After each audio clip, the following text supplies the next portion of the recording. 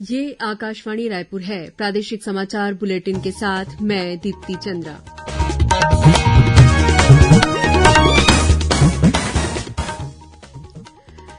और अब पेश है आज के मुख्य समाचार। राष्ट्रपति ने राज्यपालों और उपराज्यपालों के 91वें सम्मेलन में कहा कि भारत ने कोविड से निपटने के लिए व्यापक और प्रभावी अभियान चलाया। छत्तीसगढ़ की राज्यपाल भी हुई शामिल। आईपीएस अधिकारी अशोक जुनेजा राज्य के नए पुलिस महानिदेशक बनाए गए। झीरम घाटी हमले की न्यायिक जांच के लिए राज्य सरकार ने दोबारा गठित किया न्यायिक जांच आयोग। 6 माह के भीतर जांच पूरी कर सौंपनी होगी रिपोर्ट।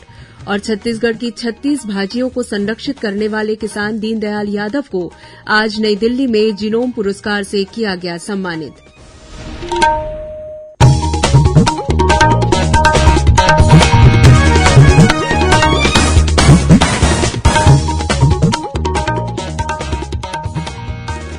अब समाचार विस्तार से। राष्ट्रपति रामनाथ कोविंद की अध्यक्षता में राज्यपालों और उपराज्यपालों का 91वां सम्मेलन आज राष्ट्रपति भवन में हुआ। सम्मेलन में उपराष्ट्रपति एम वेंकैया नायडू, प्रधानमंत्री नरेंद्र मोदी और केंद्रीय गृहमंत्री अमित शाह उपस्थित हुए।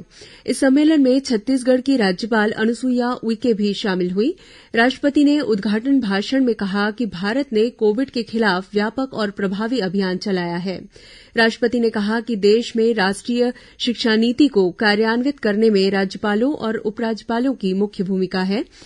केंद्रीय गृहमंत्री अमित शाह ने स्वागत संबोधन में कहा कि यह सम्मेलन कोविड महामारी के कारण 2 वर्षों के बाद हो रहा है। श्री शाह ने कहा कि राज्यपालों ने कोविड महामारी के दौरान सक्रियता से काम किया है। उन्होंने कहा कि यह आजादी का अमृत महोत्सव का समय है और इस बार के राज्यपाल सम्मेलन का विशेष महत्व है। राज्यपाल अनुसुईया उइके ने आज नई दिल्ली में प्रधानमंत्री नरेंद्र मोदी से सौजन्य मुलाकात की। इस दौरान उन्होंने श्री मोदी को गोबर से बने भगवान श्री गणेश की प्रतिमा और भगवान बुद्ध की प्रतिमा भेंट स्वरूप प्रदान की। राज्यपाल ने प्रधानमंत्री को अपने कार्यकाल पर आधारित पुस्तक नई सोच नई पहल भाग 2 भेंट की। इस दौरान उन्होंने श्री मोदी से विभिन्न मुद्दों पर चर्चा भी की। केंद्रीय स्वास्थ्य मंत्री मनसुख मांडविया ने आज हर घर दस्तक अभियान को आगे ले जाने के लिए सभी राज्यों और केंद्र शासित प्रदेशों के स्वास्थ्य मंत्रियों के साथ बैठक की। इस अभियान का उद्देश्य कोविड रोधी वैक्सीन की पहली डोज न लेने वाले सभी वयस्कों का टीकाकरण सुनिश्चित करना है। इस अभियान में उन लोगों को भी टीके लगाए जा रहे हैं जिनको दूसरी डोज लेने में देरी हो रही है। सूत्रों ने बताया कि वर्चुअल बैठक के दौरान श्री मांडविया ने कहा कि सभी राज्यों और केंद्र शासित प्रदेशों को हर घर दस्तक कोविड टीकाकरण अभियान के प्रति सहयोग की भावना के साथ मिलकर काम करना चाहिए ताकि कोई भी परिवार टीकाकरण से छूट न जाए। इस बीच देश में राष्ट्रव्यापी टीकाकरण अभियान के अंतर्गत अब तक 110 करोड़ 23 लाख से अधिक कोविड रोधी टीके लगाए जा चुके हैं। केंद्रीय स्वास्थ्य मंत्रालय ने कहा है कि कल 52,69,000 से अधिक डोज दिए गए हैं। इधर छत्तीसगढ़ के कोंडागांव जिले के संवेदनशील क्षेत्रों में भी कोविड टीकाकरण अभियान चलाया जा रहा है। कलेक्टर पुष्पेंद्र कुमार मीणा ने फसल कटाई और त्यौहारों के मौसम को देखते हुए स्वास्थ्य कार्यकर्ताओं को घर घर जाकर पात्र लोगों का टीकाकरण करने के निर्देश दिए हैं। जिला चिकित्सा स्वास्थ्य अधिकारी स्वयं संवेदनशील क्षेत्रों में जाकर टीकाकरण के लिए लोगों को प्रेरित कर रहे हैं। इस बीच छत्तीसगढ़ में कोरोना संक्रमण की दर में लगातार सुधार हो रहा है और औसत पॉजिटिविटी दर 0.12% पर आ गई है। कल राज्य में कोरोना संक्रमण के 25 नए मामले सामने आए। वर्तमान में प्रदेश में 223 मरीजों का इलाज विभिन्न अस्पतालों या होम आइसोलेशन में चल रहा है। इधर हाल के त्यौहारों को ध्यान में रखते हुए एहतियात के तौर पर रायपुर की मुख्य चिकित्सा और स्वास्थ्य अधिकारी डॉ मीरा बघेल के निर्देशन पर आज उनके कार्यालय में पदस्थ सभी अधिकारियों और कर्मचारियों का कोविड एंटीजन टेस्ट किया गया। भारतीय पुलिस सेवा के अधिकारी अशोक जुनेजा राज्य के नए पुलिस महानिदेशक होंगे। राज्य सरकार ने डीएम अवस्थी के स्थान पर अशोक जुनेजा को राज्य का नया डीजीपी बनाया गया है। इस संबंध में गृह विभाग ने आदेश जारी कर दिया है। श्री जुनेजा 1989 बैच के आईपीएस अधिकारी हैं। श्री जुनेजा के पास अतिरिक्त पुलिस महानिदेशक नक्सल ऑपरेशन एसआईबी और अतिरिक्त पुलिस महानिदेशक छत्तीसगढ़ सशस्त्र बल तथा एसटीएफ का प्रभार पहले की तहत यथावत रहेगा। भारतीय जनता पार्टी की प्रदेश प्रभारी डी पुरंदेश्वरी कल से 2 दिवसीय प्रवास पर छत्तीसगढ़ आ रही हैं। इस दौरान वे कल आरंग के हाईस्कूल परिसर में आयोजित दीपावली मिलन समारोह में शामिल होंगी। वहीं डी पुरंदेश्वरी 13 नवंबर को भाजपा की प्रदेश कार्यसमिति की बैठक में भी हिस्सा लेंगी। दूरदर्शन केंद्र रायपुर के प्रादेशिक समाचार एकांश द्वारा नैमित्तिक समाचार वाचक या वाचिका और नैमित्तिक संपादकीय सहायक के पैनल में शामिल होने के लिए आवेदन आमंत्रित किए गए हैं। इनमें छत्तीसगढ़ और हिन्दी भाषा के समाचार वाचक और संपादकीय सहायक के पद शामिल हैं। इससे संबंधित जानकारी प्रसार भारती की वेबसाइट पर उपलब्ध है। इन पदों के लिए पूर्ण रूप से भरे हुए आवेदन पत्र रायपुर स्थित दूरदर्शन केंद्र के प्रादेशिक समाचार एकांश में स्पीड पोस्ट या पंजीकृत डाक के माध्यम से परसों 13 नवंबर तक आवेदन भेजे जा सकते हैं। आवेदक के लिए रायपुर नगर निगम का निवासी होना अनिवार्य है। खबरों का सिलसिला जारी रहेगा। अभी वक्त है एक छोटे से विराम का।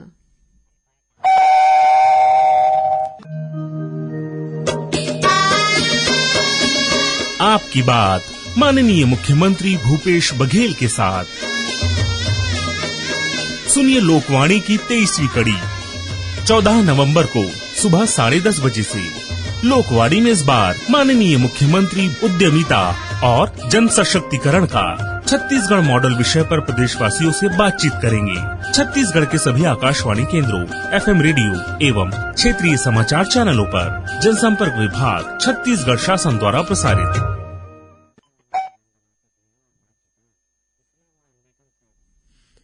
और अब आगे बढ़ते हैं बाकी के समाचारों की ओर। झीरम घाटी हमले की न्यायिक जांच रिपोर्ट राज्यपाल को सौंपने के बाद राज्य सरकार ने फिर से न्यायिक जांच आयोग का गठन किया है। 2 सदस्यीय इस जांच आयोग में न्यायमूर्ति सतीश के अग्निहोत्री को अध्यक्ष और बिलासपुर उच्च न्यायालय के न्यायाधीश न्यायमूर्ति जी मिन्हाजुद्दीन को सदस्य बनाया गया है। आयोग अपनी जांच रिपोर्ट 6 माह के भीतर पूरी कर राज्य सरकार को सौंपेगा। नए गठित आयोग में जांच के लिए 2 अतिरिक्त बिंदुओं को भी शामिल किया गया है। इससे पहले झीरम घाटी हमले की जांच के लिए राज्य सरकार ने 1 सदस्यीय न्यायिक जांच आयोग का गठन किया था, जिसका कार्यकाल 30 सितंबर को समाप्त हो गया। इस आयोग के अध्यक्ष न्यायाधीश न्यायमूर्ति प्रशांत कुमार मिश्रा थे। गौरतलब है कि 25 मई 2013 को बस्तर जिले के महेंद्र कर्मा सहित 30 से अधिक लोगों की मौत हो गई थी। इनमें पुलिस के जवान भी शामिल थे। इस बीच भाजपा के प्रदेश अध्यक्ष विष्णुदेव साय ने झीरम मामले में नए जांच आयोग के गठन को लेकर सवाल उठाए हैं। उन्होंने कहा कि कांग्रेस का इतिहास इस बात का गवाह है कि जब जब किसी जांच आयोग की रिपोर्ट में इसकी सरकार और पार्टी नेताओं का चरित्र दागदार होता है तो वह जांच आयोग की रिपोर्ट ही गायब कर देती है। श्री साय ने कहा कि कांग्रेस और प्रदेश सरकार के इस निर्णय से यह साफ हो गया है कि राज्य सरकार अपने एक मंत्री की संलिप्तता को लेकर विचलित है। राष्ट्रपति रामनाथ कोविंद ने हाल ही में राष्ट्रपति भवन में आयोजित एक समारोह में छत्तीसगढ़ के ख्याति प्राप्त पंथी नर्तक डॉक्टर राधेश्याम बारले को वर्ष 2021 के लिए पद्मश्री से सम्मानित किया है। आकाशवाणी समाचार से विशेष बातचीत में पद्मश्री सम्मान के लिए अपने चयन पर केंद्र सरकार का आभार व्यक्त करते हुए डॉक्टर बारले ने कहा कि इससे देशभर के लोक कलाकारों को काफी प्रोत्साहन मिलेगा।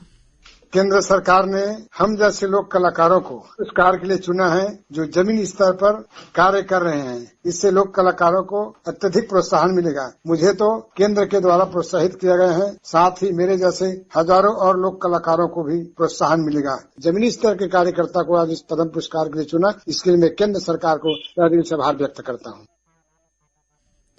डॉक्टर बारले ने बताया कि वे पंथी लोक कला के माध्यम से सत्य, अहिंसा और भाईचारे का संदेश देने के साथ ही स्वच्छता, बेटी बचाओ बेटी पढ़ाओ और नशा मुक्ति जैसी केंद्र सरकार की जन कल्याणकारी योजनाओं के बारे में भी लोगों को जागरूक करते हैं।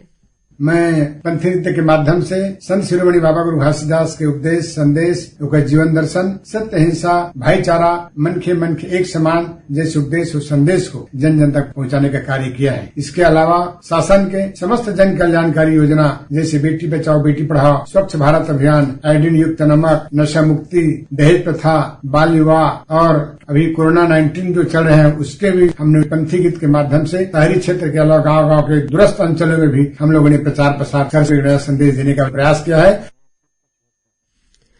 वहीं मुख्यमंत्री भूपेश बघेल ने आज भिलाई के रिसाली दशहरा मैदान में आयोजित पद्मश्री डॉक्टर राधेश्याम बारले के अभिनंदन समारोह में हिस्सा लिया। इस अवसर पर मुख्यमंत्री ने कहा कि डॉक्टर बारले को पंथी नृत्य के क्षेत्र में योगदान के लिए पद्मश्री सम्मान मिलने से पूरा छत्तीसगढ़ गौरवान्वित हुआ है। इस बीच मुख्यमंत्री आज पद्मश्री से सम्मानित सूफी गायक मदन सिंह चौहान के रायपुर स्थित निवास पहुंचकर उनसे मुलाकात की। छत्तीसगढ़ की 36 भाषियों को संरक्षित करने वाले किसान दीनदयाल यादव को आज नई दिल्ली में केंद्रीय कृषि मंत्री नरेन्द्र सिंह तोमर ने जीनोम पुरस्कार से सम्मानित किया। जांजगीर चांपा जिले के बहेराडीह के रहने वाले किसान दीनदयाल यादव ने जंगली भिंडी, जंगली मिर्च और जंगली धान के संरक्षण और संवर्धन की दिशा में उल्लेखनीय कार्य किया है। इस कार्य में रायपुर स्थित इंदिरा गांधी कृषि विश्वविद्यालय के आनुवांशिक विभाग की भी महत्वपूर्ण भूमिका रही है। और अब पेश है मौसम का हाल। अगले 24 घंटों के दौरान दक्षिण छत्तीसगढ़ में 1-2 स्थानों पर हल्की वर्षा होने तथा गरज चमक के साथ छींटे पड़ने की संभावना है। मौसम विभाग के अनुसार एक अवदाब पश्चिम मध्य बंगाल की खाड़ी के ऊपर बना हुआ है। इसके साथ ही ऊपरी हवा का चक्रीय चक्रवाती घेरा भी स्थित है। इसके प्रभाव से कल प्रदेश में 1-2 स्थानों पर हल्की वर्षा हो सकती है। अब कुछ अन्य खबरें संक्षेप में। आज राष्ट्रीय शिक्षा दिवस है। यह दिवस वर्ष 2008 से मौलाना अबुल कलाम आजाद की जयंती पर मनाया जाता है। मौलाना अबुल कलाम आजाद स्वतंत्र भारत के पहले शिक्षा मंत्री थे।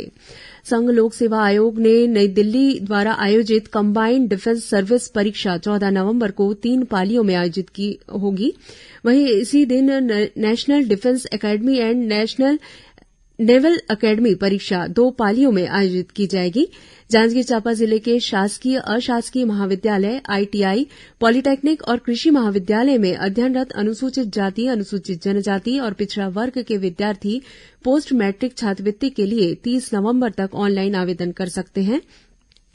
और रायपुर पुलिस ने एक व्यक्ति को करीब 1.5 किलो गांजा के साथ गिरफ्तार किया है। अंत में मुख्य समाचार एक बार फिर। राष्ट्रपति ने राज्यपालों और उपराज्यपालों के 91वें सम्मेलन में कहा कि भारत ने कोविड से निपटने के लिए व्यापक और प्रभावी अभियान चलाया। छत्तीसगढ़ की राज्यपाल भी हुई शामिल। आईपीएस अधिकारी अशोक जुनेजा राज्य के नए पुलिस महानिदेशक बनाए गए। झीरम घाटी हमले की न्यायिक जांच के लिए राज्य सरकार ने दोबारा गठित किया न्यायिक जांच आयोग। 6 माह के भीतर जांच पूरी कर सौंपनी होगी रिपोर्ट। और छत्तीसगढ़ की 36 भाषियों को संरक्षित करने वाले किसान दीनदयाल यादव को आज नई दिल्ली में जीनोम पुरस्कार से किया गया सम्मानित। इसी के साथ प्रादेशिक समाचार बुलेटिन समाप्त हुआ। नमस्कार।